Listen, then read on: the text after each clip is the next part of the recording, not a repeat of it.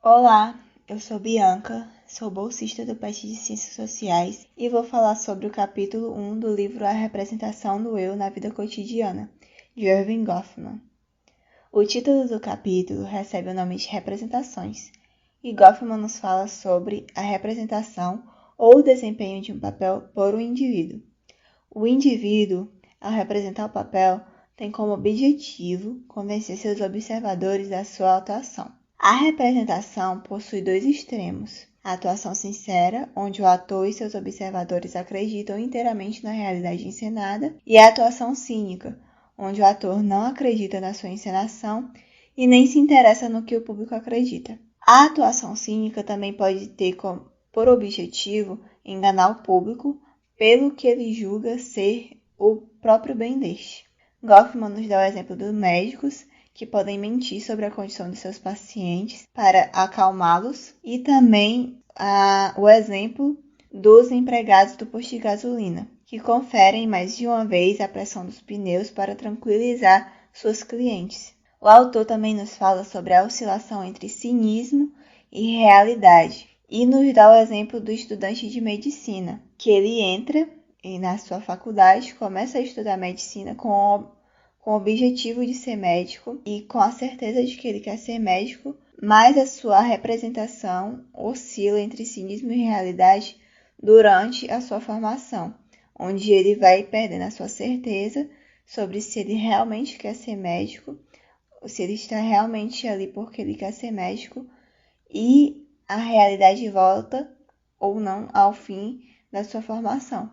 No decorrer do capítulo, Goffman nos explica sobre a fachada, que seriam os equipamentos que o ator possui para sua encenação. Esses equipamentos podem ser empregados de forma consciente ou não. O cenário faz parte dessa fachada e tende a permanecer na mesma posição, onde o ator só começará sua representação ao chegar ao cenário e encerrará ao sair. O cenário faz parte da fachada social, junto com a aparência e a maneira.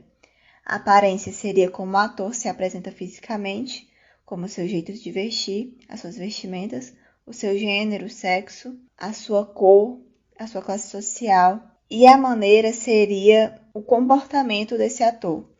O comportamento agressivo ou calmo, alegre ou raivoso. E na maioria das vezes há a coerência entre esses três equipamentos da fachada. A realização dramática seria a necessidade do ator de mostrar ao seu público um determinado comportamento, que pode ser sincero ou cínico, e esse comportamento deve ser provado em um tempo limitado.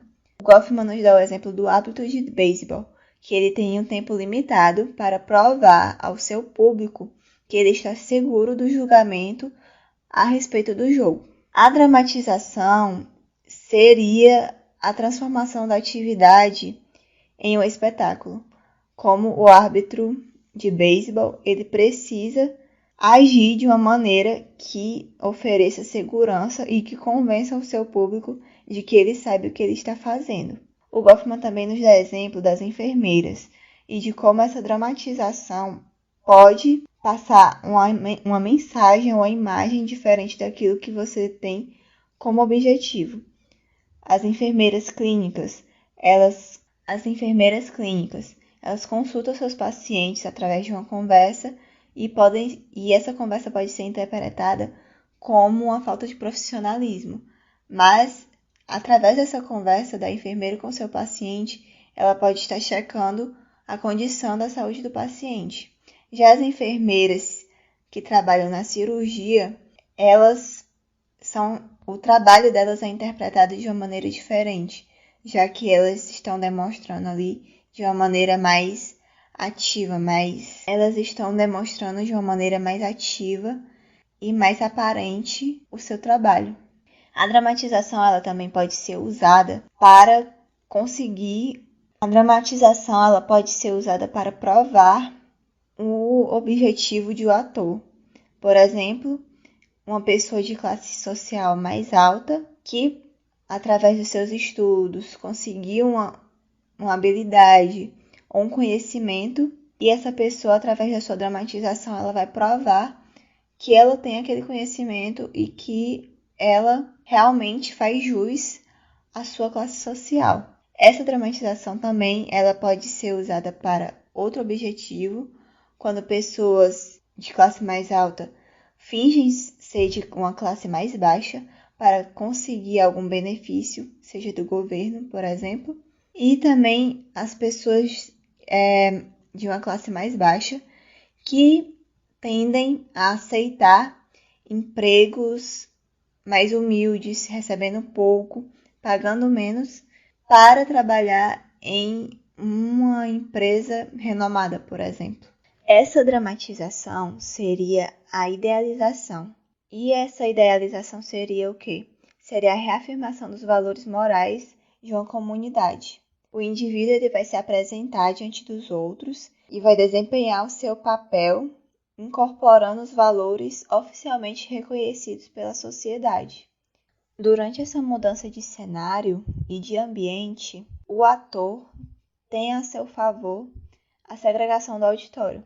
Ele pode separar o auditório de acordo com o seu comportamento e com o papel que ele quer desempenhar. E ele vai fazer essa segregação para que ele não represente o papel para as mesmas pessoas. Ele não represente diferentes papéis para as mesmas pessoas.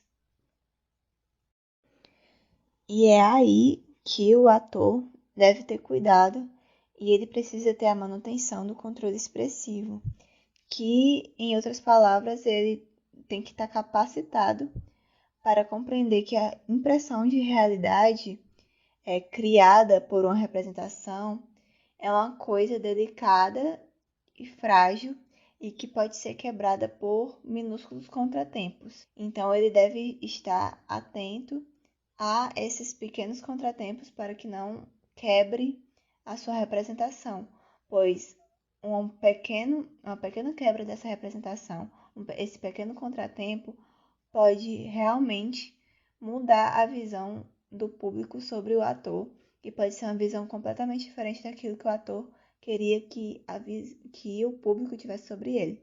E o Goffman, ele fala realmente dentro do texto. Ele fala assim: quer um ator honesto deseje transmitir a verdade, ou quer um desonesto deseje transmitir uma falsidade, ambos devem tomar cuidado para animar seu desempenho com expressões apropriadas. Excluir expressões que possam desacreditar a impressão que está sendo alimentada e tomar cuidado para evitar que a plateia atribua significados não premeditados. Isso está incluso no que o Goffman chama de fachada falsa, que é essa impressão adotada pelo ator, seja ela falsa ou não, e a fachada falsa ela vai ser descoberta através desse contratempo e através dessa incapacidade do ator de transmitir aquilo que ele quer passar. Por fim, o Goffman ele nos fala sobre a mistificação, sobre considerarmos a percepção como uma forma de contato. E esse contato, através desse contato, dessa participação, nós teremos o controle sobre o que é percebido e o controle sobre o contato feito. Nós como atores, como representantes de um papel. E a limitação do que é mostrado, a limitação do contato, é essencial para que a representação seja bem sucedida. E, segundo ele, o que parece exigido do indivíduo é que ele aprenda formas de expressar o seu papel de maneira.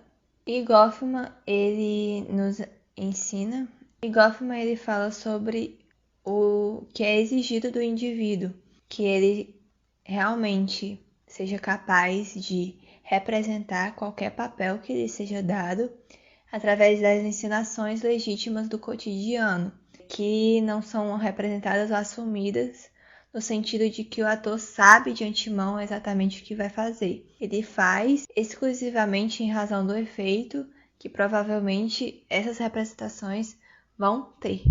É isso, muito obrigada por escutar até aqui e boa prova!